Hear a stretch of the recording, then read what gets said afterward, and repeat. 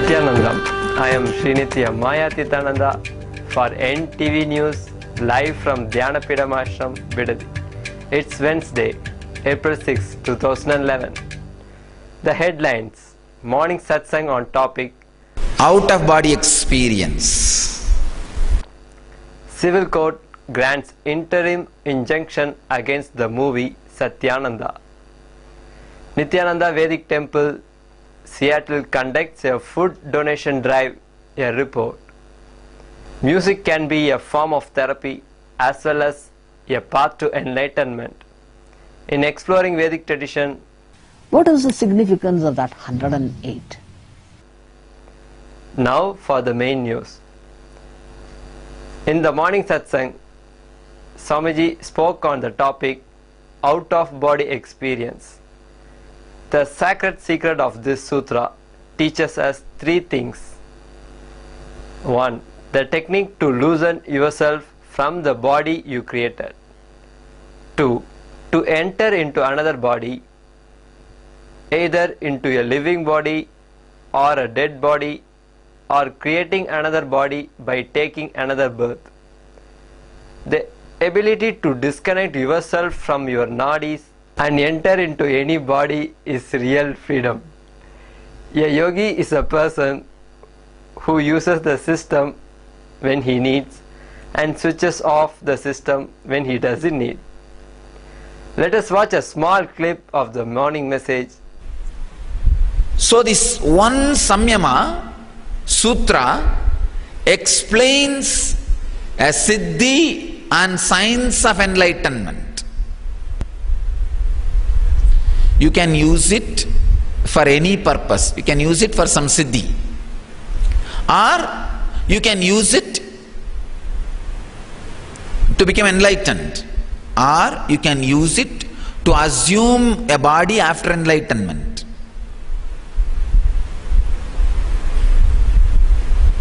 You can use it to experience anything in the life. I was taught this Samyama by Raghupati Yogi. One day morning in the temple, he taught me this Samyama. Samyama means how to loosen yourself from the system, enter into another one body. From any nervous system, when you detach yourself, you will know the science of how it runs, so you can get out and get in to that nervous system by will. Third, when you have the ability to get out and get in, you will easily be able to get into any body and get out of any body. Fourth, not only you will be able to get in and get out of some living body or dead bodies, you will be able to create a new body consciously and get into it for next birth.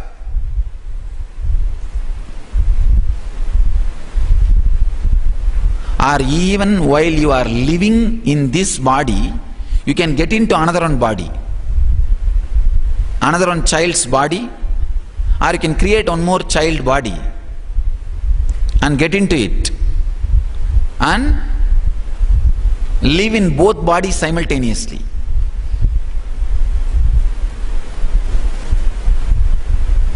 It is possible. If you missed the morning message, you can watch it again in the evening at 8 p.m. Indian Standard Time. It will also be available as a download on our website nithyananda.org. Now we have some legal news for you. Civil Court grants interim injunction against the movie Sathyananda. The Honorable City Civil Court, Bangalore, on 5th April 2011 granted an ex parte injunction against Sri Madan Patel and Sri Ravi Chetan, who were producing and acting respectively in a Kannada movie called Sathyananda. Making use of the systematic conspiracy against Swamiji by vested interests, Sri Madan Patel and Sri Ravi Chetan intended to portray a distorted version of Swamiji's life and show him in bad light, thereby causing colossal and irreparable damage not only to him but also his disciples and millions of followers all over the world who have faith and belief in his teaching and discourses. The counsels for Paramahamsa Nithyananda, Sri Krishna Bhagavati and Sri M.P. Srikant, who presented the case before the Honorable Court, brought to the notice of the Honorable Court the efforts of Sri Madan Patel and Sri Ravi Chetan in trying to malign the name of Paramahamsa Nithyananda, who is regarded in high esteem by over 1 million followers. It was contended that the promotional materials used for production of the film showed a constant effort being made to defame Swamiji Paramahamsa Nithyananda. A DVD containing the statements of Sri Ravi Chetan at the Muhurat of the film was also produced before the Honorable Court. Honorable Judge Sri Ashwatha Narayana, who heard the matter on Friday, the 1st April of 2011, passed the order restraining Sri Madan Patel and Sri Ravi Chetan from producing or publishing the Kannada feature film Sathyananda, or in any other name from depicting the life of Paramahamsa Nithyananda in any manner pending the suit. The Honorable Court also directed issuance of emergent notice to the respondents. We have some news report for you from our Vedic temple in Seattle, where they conducted a food donation drive.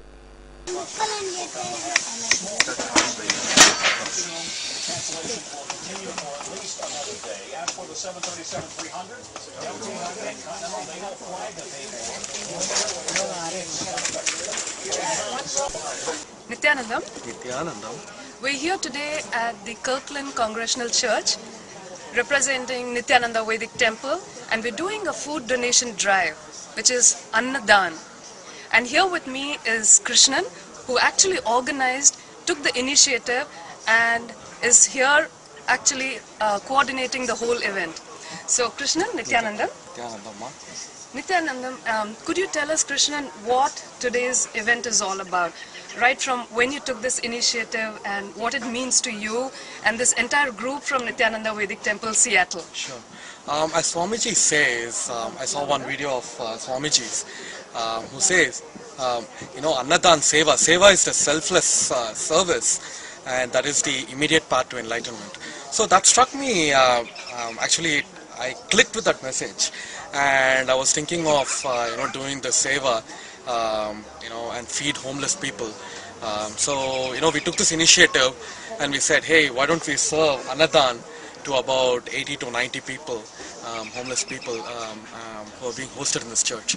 So we organized, we researched a lot about this, we looked at places as to where to serve, and a lot of volunteers from the Seattle Sangha pitched in, both financially and with their time and their effort, in buying ingredients, buying food, preparing food, and bringing it all over. So a lot of coordination was necessary, but we made it happen. And actually this date actually gives me a sense of accomplishment from the Sangha side. Yeah. From the Sangha side to basically serve food in a very selfless way. Not expecting anything in return, Yes. But actually, and also seeing them eat the food is a great sense of accomplishment, and asking them if you want more, Yes. and they're saying, hey, thank you very much.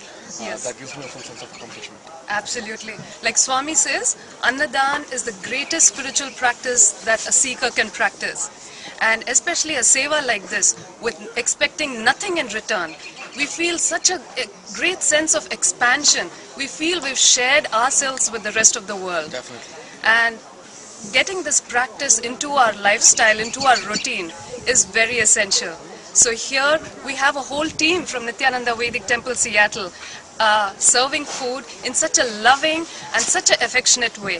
So thank you, Swamiji, for showing us one more path towards enlightenment. As Swamiji says, imbibing Raga Bhakti and doing seva, right, is the form where, you know, it's nothing is needed but just pure devotion, and doing the selfless seva is the path to enlightenment. So thank you, Swamiji, and thank you for all the volunteers.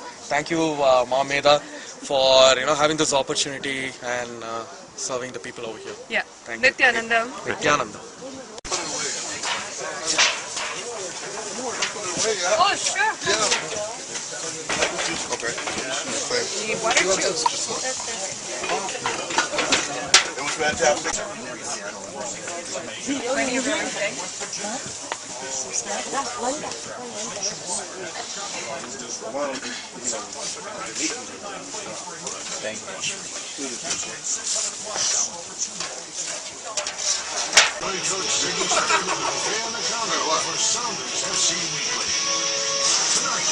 So do you like the food, Ma? Yes. Do you like the Indian taste of the food? Oh, yes, I do. Okay. We'll come back again with more of this then.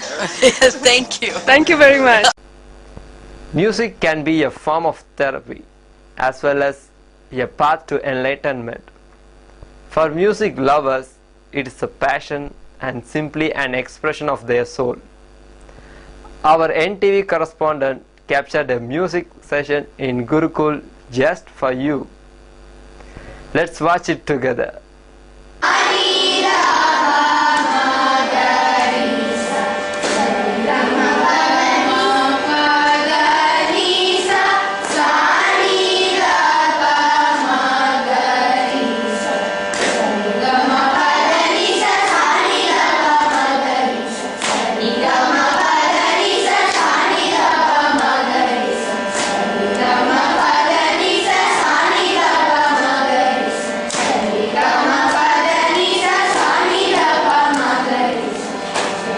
Nithyanandam folks, here we have Ma Nithya Atmapriyananda, who's a brahmacharini, a senior brahmacharini at the ashram.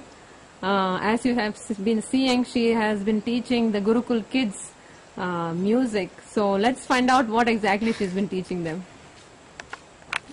I've been taking the Carnatic music class for the Gurukul kids, and to give you an introduction, Carnatic music is the ancient form of South Indian classical music of Vedic traditions.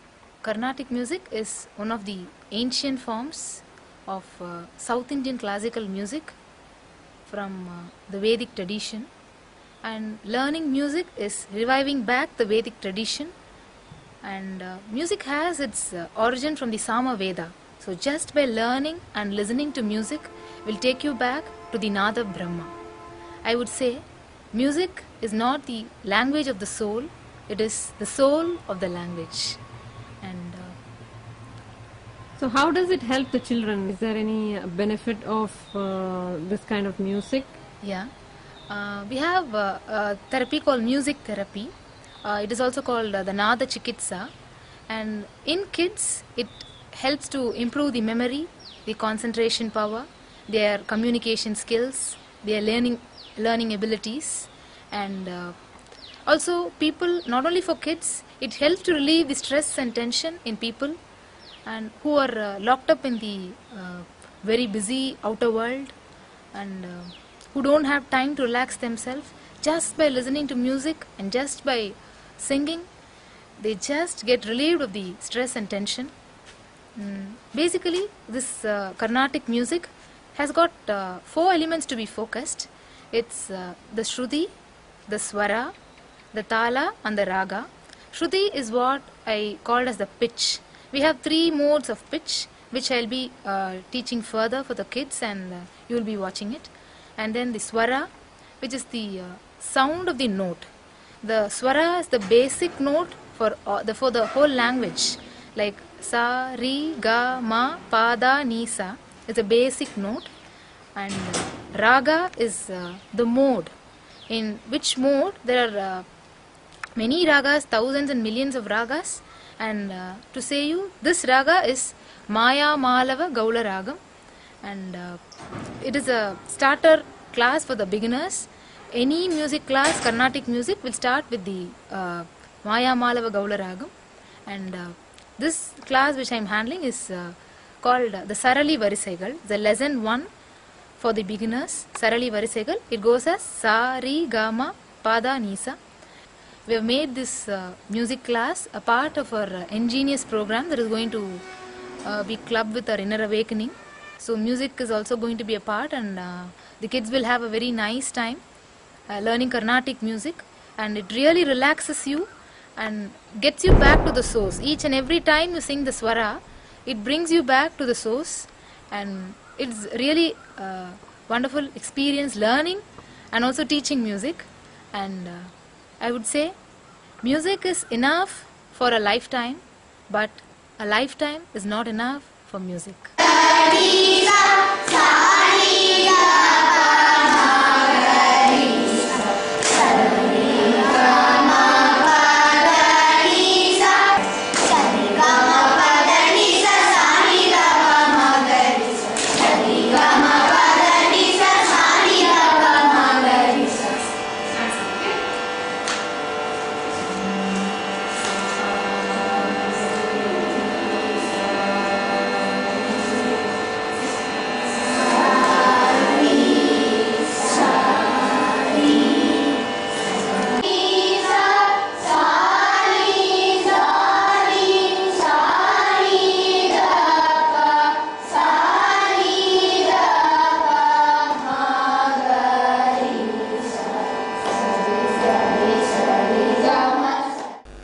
And that's all from us for tonight. Before we end our news, let's hear a quote from Swamiji. Nothing is worthy of sacrificing bliss for it. Thank you for joining us, and tune in for tomorrow's updates on NTV Nithyananda.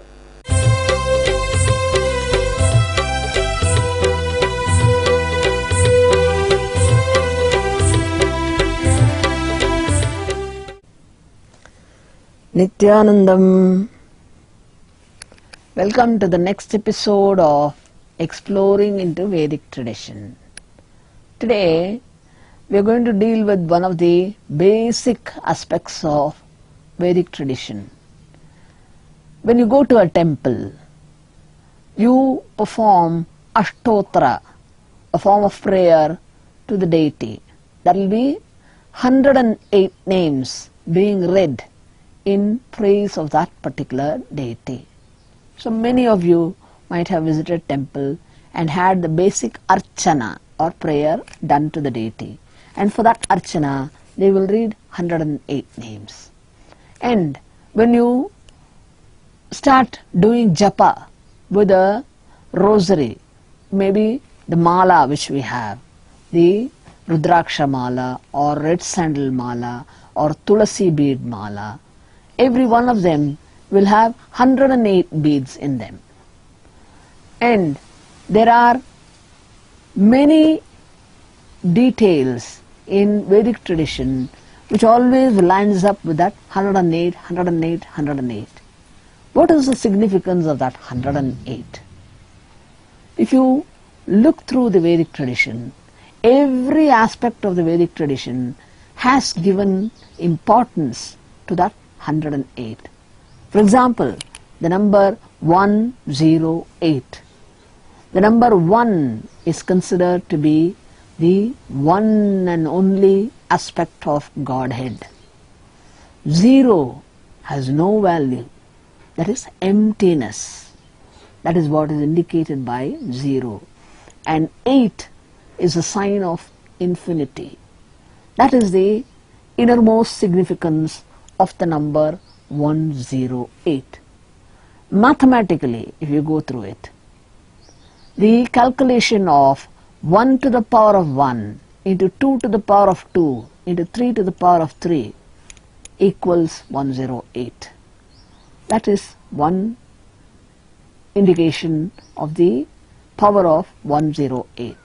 And astronomically, they have given the importance that the distance from Earth to Sun is 108 times that of the diameter of Sun, and the distance from Moon to Earth is 108 times the diameter of the Moon, and the diameter of the Sun is 108 times the diameter of the Earth.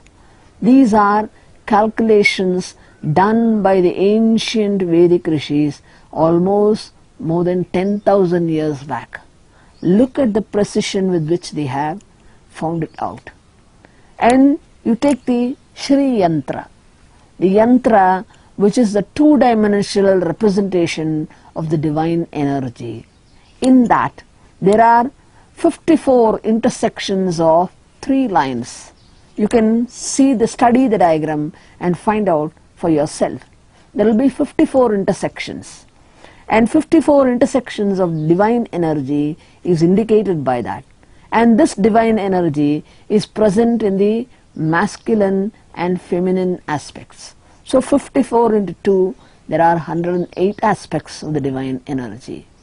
And there are 36 different feelings in each of the human beings. And these feelings are present in the past, in the present, and in the future. So if you take 36 into 3, there are 108 different shades of feelings. So these are some of the main calculations. And one more, referred to in the Tantra Shastra, wherein Goddess Parvati in her previous birth was Sati, and Lord Shiva, who was doing penance, fell in love with Sati and married her against the wishes of her father, King Daksha. Later on, when she goes uninvited to the sacrifice conducted by her father Daksha, who, having called all the gods, deliberately left out calling Lord Shiva his own son-in-law. Katyayani, or she is also called Sati, Dakshayani or Sati. She begged Lord Shiva, and even though he prevented her from going because he knew she would be disrespected, she could not give up her affection for her own family. She said, I will go even if I am uninvited, because it is after all my father conducting. So she goes to the sacrifice, and there, to her utter shock, she was totally disrespected and ignored by her father. She could not withstand the disrespect shown to her and her husband Lord Shiva. So in anger, she sits in meditation and immolates herself. Knowing this, Lord Shiva takes on the terrible form and destroys the sacrifice of Daksha. He takes the body of Sati and moves away from there. That body disintegrates into pieces and fell on the earth in 54 different places. 108 different places. And these places are called Shakti Pitas. We have powerful representation of the divine feminine energy in the form of temples of various goddesses in these 108 places.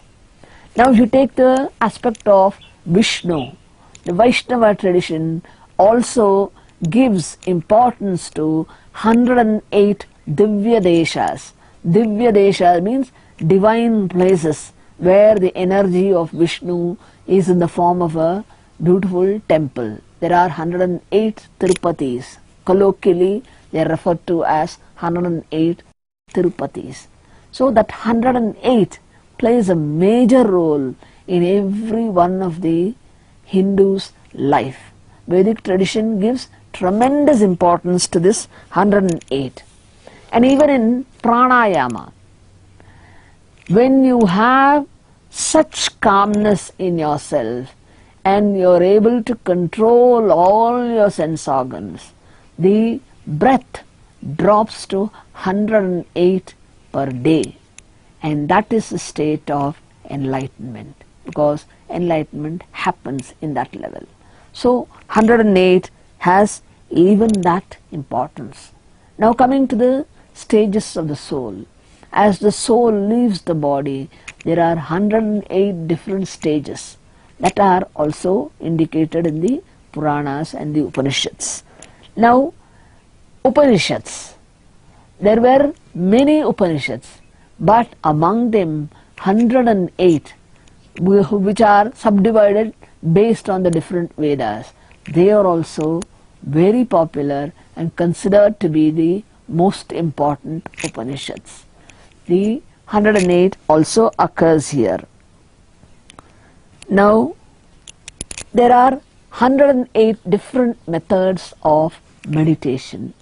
So this 108 number has been traveling through the ages, right from the Vedic age, along with us.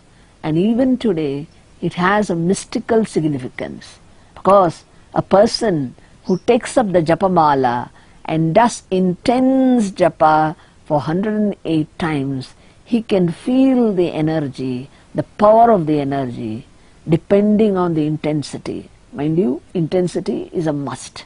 So, when that intense prayer goes on, the effect in his inner space can only be felt. It can never be worded. So, the japa through the Japamala of 108 beads, because even touching of the Rudraksha or the Tulasi bead or the red sandalwood 108 times does good to the body. And even in the aspect of health, there are 108 energy centers in the subtle body, and these are called marmas in that particular branch of science. So these pressure points, when they are activated, the total health happens in the body.